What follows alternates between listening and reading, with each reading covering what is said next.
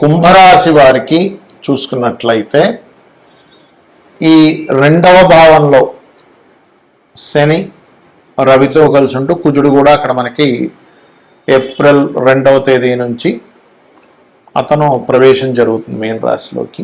బుధుడు 11వ తేదీ నుంచి ప్రవేశం జరుగుతుంది. నీచ స్థానంలోకి వెళ్తూ పరివర్తన యోగంలో ఉన్నాడు. కాకపోతే ఇక్కడ ఇమాజినేషన్గా చూసుకుంటే ఈ గ్రహాల యొక్క పరివర్తన మూలంగా 5 గ్రహాల కలయికగా చూపిస్తూ ప్రధానంగా మాత్రం 3 గ్రహాల క్రూర గ్రహాల యొక్క ప్రభావం ఉంటుంది 2వ స్థానంలో.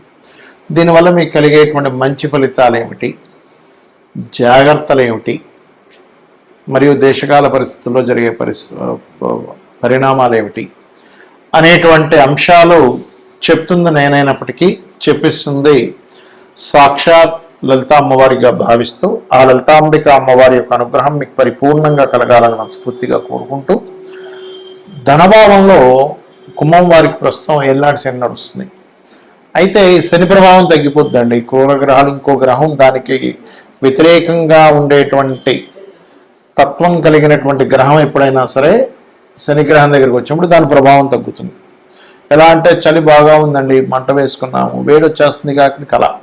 ఇవి ఉగ్ర సంబంధించినటువంటి గ్రహాలు, ఉష్ణ సంబంధించిన గ్రహాలు, కుజుడు కానీ రవి కానీ. కాబట్టి ధన విషయంలో ఆలస్యంగా వస్తున్న కొన్ని పేమెంట్లు త్వరగా రావడానికి, దానివల్ల కొంత ఘర్షణ, కొంత వివాదాలు ధనము కుటుంబ వ్యవహారాల్లో ఇవి మీకు వస్తాయి, అందులో ఎటువంటి సందేహం లేదు. కాకపోతే ఇక్కడ ఎప్పుడైతే 2వ భావంలో ధనభావంలో కుటుంబ భావంలో ఉన్నారో మీరు కొద్దిగా ఓం నవవిద్రుమ బింబశ్రీ న్యక్కారి రతనచ్చదాయ నమః అనే మంత్రం చేసుకోండి. ఈ నామాన్ని ఈ మంత్రాన్ని మీరు ఎంత చేస్తూ ఉంటారో అంత చక్కటి ఫలితాలు మీకు వస్తూ ఉంటాయి, గుర్తుపెట్టుకోండి ప్రధానంగా. అలాగే మరొక విషయం ఏంటంటే ఈ గ్రహాల యొక్క ప్రభావం 2వ భావంలో ఉంది కాబట్టి ధన విషయంలో కొన్ని వివాదాలు వస్తాయి. కాబట్టి మీకు బాగా అతి సన్నిహితంగా ఉండేటువంటి వారు, ఇలాంటి వారికి మీరు ఎవరికైనా మీరు ధనం ఇచ్చినట్లయితే దాని గురించి మర్చిపోండి నా మాట విని. ఎందుకంటే ధనం మూలంగా స్నేహాలు, ధనం మూలంగా కొన్ని బంధాలు పాడవని ఉన్నాయి కుంభం రాశి వారికి. కాబట్టి ఈ విషయంలో మీరు ధనం ముఖ్యమా మనిషి ముఖ్యమా అని చెప్పి చూసుకుంటే మనిషే ముఖ్యం ధనం కంటే కూడా. ఆ రిలేషను ఆ బంధాలు ముఖ్యం అనుకున్నప్పుడు నేను వదిలేస్తాను, నాకు అక్కర్లేదు అనుకుంటేనే మీకు ఇక్కడ బాగుంటుంది. దాన్ని అంటే మీకు అత్యవసరం అండి, చాలా ఎక్కువ ధనం ఇచ్చాం, అవతల ప్రామిస్ వేరే రకంగా చేసేటప్పుడు మాట మారుస్తున్నారంటే ఎట్టి పరిస్థితుల్లో అటువంటి విషయంలో మనం గొడవ పెట్టుకోనైనా సరే అది ధర్మం అది. కానీ కొన్నిసార్లు ఏమవుతుందంటే చిన్న చిన్న విషయాలకి ధన విషయంలోని కుటుంబంలో కానీ స్నేహితులతో కానీ బంధువర్గంలో వారితో కానీ గొడవలు వస్తూ ఉంటాయి. మరి ఇది ఇబ్బంది కలగకుండా ఉండాలంటే ఇందాక నేను చెప్పినటువంటి మంత్రాన్ని ఓం నవవిద్రుమ బింబశ్రీ న్యక్కారి రతనచ్చదాయ నమః అనే మంత్రం చేయండి. ఓ రకంగా సంపాదన కూడా పెరుగుతుంది అధిక గ్రహాలు 2వ స్థానంలో ఉన్నందుకు. ఇక మీరు నిత్యము గోవులకి క్యారెట్స్, బెల్లము, గోధుమ రవ్వ ఇవి తినిపించండి, అన్ని విధాలా మీకు బాగుంటుంది. మరి దీని మూలంగా రైతులకు కానివ్వండి, అసలు జాతకమే లేదు, జాతకం లేని వారికి కానివ్వండి, దేశకాల పరిస్థితులు అంటే మైథుని జ్యోతిషం, ముండేన్ ఆస్ట్రాలజీ అంటాం, ముండేన్ ఆస్ట్రాలజీ పరంగా మనకి ప్రపంచవ్యాప్తంగా ఎటువంటి ఫలితాలు జరగనున్నాయి అనేటువంటి అంశం కనుక మనం చూసుకున్నట్లయితే ఇక్కడ ఎప్పుడు కూడా ఈ సంవత్సరానికి రాజు గురువు అయితే మనకి మంత్రి కుజుడయ్యాడు. గురువు అయినటువంటి రాజు మీనరాశిలో ఉండేటువంటి ఎనర్జీ అంటే మనకి ఒక గ్రహం ఎప్పుడు కూడా మనకి పరాశర మహర్షి చెప్పినట్టుగా ఆత్మ సంబంధినో ఏచ ఏ నిజదార్మిన దశాంతర్దశాశ్వేవ దిశంతి స్వదశాఫలం.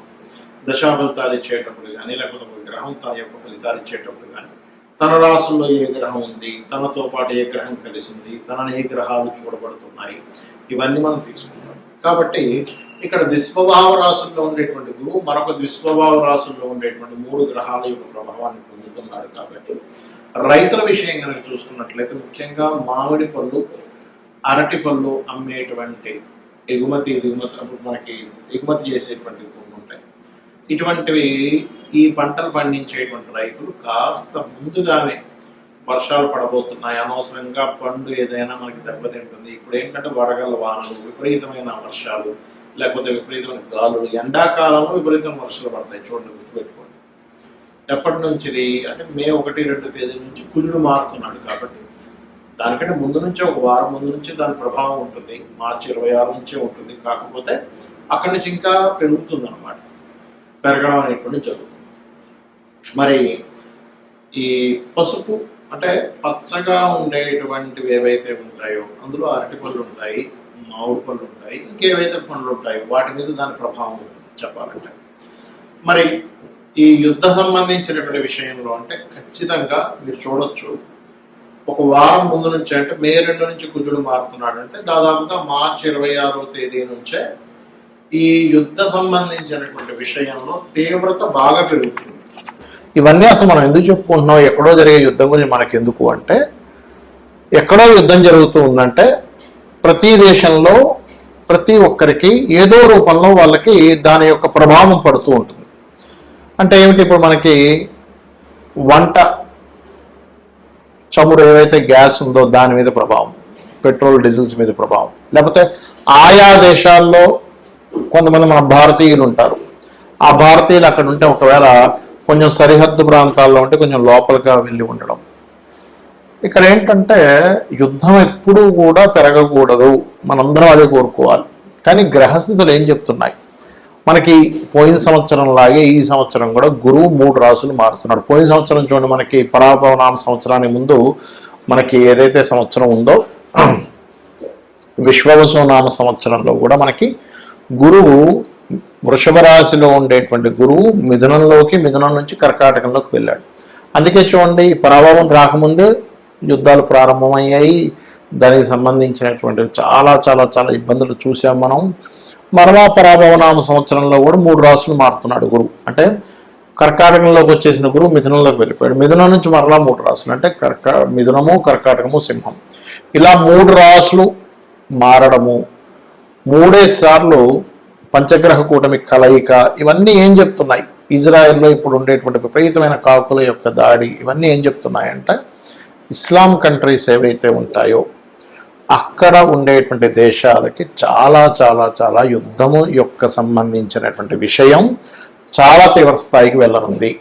కాబట్టి ఇక్కడ ఏంటి, సామాన్య ప్రజలు, అది అక్కడ ముస్లిమ్స్ అయినా ఎవరైనా కానీ ఇప్పుడు యుద్ధంలో పాల్గొనేటువంటి వాడికి మాత్రమే ఇబ్బంది ఉండేది ఒకప్పుడు. ఇప్పుడు అలాగా సామాన్య ప్రజల మీద పడుతుంది. కాబట్టి సామాన్య ప్రజలు అక్కడ ఉండేటువంటి వారు వీలైనంత మటుకు కాస్త అక్కడ ఏదైనా బంకర్లు అవి ఉంటే వాటిల్లో కాస్త ఉండడము, ఇటువంటివన్నీ చేయాలి. ఎందుకంటే ఇక్కడ ఈ 3 గ్రహాల యొక్క కలయిక అనేకమైనటువంటి దేశాలను ఇన్వాల్వ్ అయ్యేలా చేస్తుంది.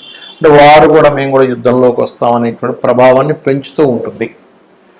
కాబట్టి ఈ విషయంలో అతి ముఖ్యంగా జాగ్రత్తగా ఉండాలి. మరి దీనికి ఏమిటి, ఇప్పుడు ఇందాక నేను మీకు ఒకటి విషయం చెప్పాను, ఏమన్నా మరి జాతకం లేని వాళ్ళు ఏం చూసుకోవాలి. ఈ 3 గ్రహాలు సహజ 12వ స్థానంలో ఉన్నది కాబట్టి ఖర్చులు, మదుపు పెట్టేటువంటి విషయాలు, వివాహ జీవితం మీద ఈ 3 మీద జాగ్రత్తగా ఉండాలి. మరి ఎప్పుడైతే ఈ రవి కలుస్తున్నాడో ఈ శనికుజ మధ్యని, కొలెస్ట్రాల్ ఫుడ్ ఎక్కువగా తీసుకోకూడదు, గుర్తుపెట్టుకోండి. ఎందుకంటే సన్ అనేటువంటి గ్రహం ఏదైతే ఉందో అది గుండెకి సంబంధించి కొలెస్ట్రాల్ ఎక్కువ తీసుకునేటువంటివి జాగ్రత్త పడాలి. అదేవిధంగా రవి రాజులకి కారకుడు. రాజు అంటే ఇప్పుడు ఉండేటువంటి పరిభాషల్లో చూసుకున్నట్లయితే సీఎంలు, పిఎంలు, రాజకీయ నాయకులకి కూడా ఇది వర్తిస్తుంది. ప్రెసిడెంట్లు రకరకాల దేశాల్లో, ఇప్పుడు చైనా లాంటి దేశం ఉంది, లేకపోతే కొన్ని దేశాల్లో ఏంటంటే ఇంకా వాళ్ళ మళ్ళీ అందులో అక్కడ ఓట్లు వేయడం, జనాల ఒకరిని గెలిపించడం, ఇట్లాంటివి ఉండవు. కాబట్టి దేశ నాయకులకి చాలా పెద్ద ముప్పు. ఎందుకంటే నాయకుడికి రాజుకి కారకుడైనటువంటి రవి ఎప్పుడైతే శనికుజ గ్రహాలతో మీనరాశిలో కలిసి ఉన్నాడో ఇది దేశ నాయకులకు ముప్పునిస్తుంది. ఇంకోటి ఏంటి, ఈ గురువు అతిచారంలో సింహరాశి వైపు వెళ్ళిపోతాడు. కాబట్టి ఇక్కడ ఏంటి, 3 రాసులు, జలము, అగ్ని, వాయువు, ఈ 3టిని కలుషితం చేసేటువంటిది. ఇప్పుడు ఒక యుద్ధం వచ్చిందనుకోండి, వాయువు కలుషితం అవుతుంది.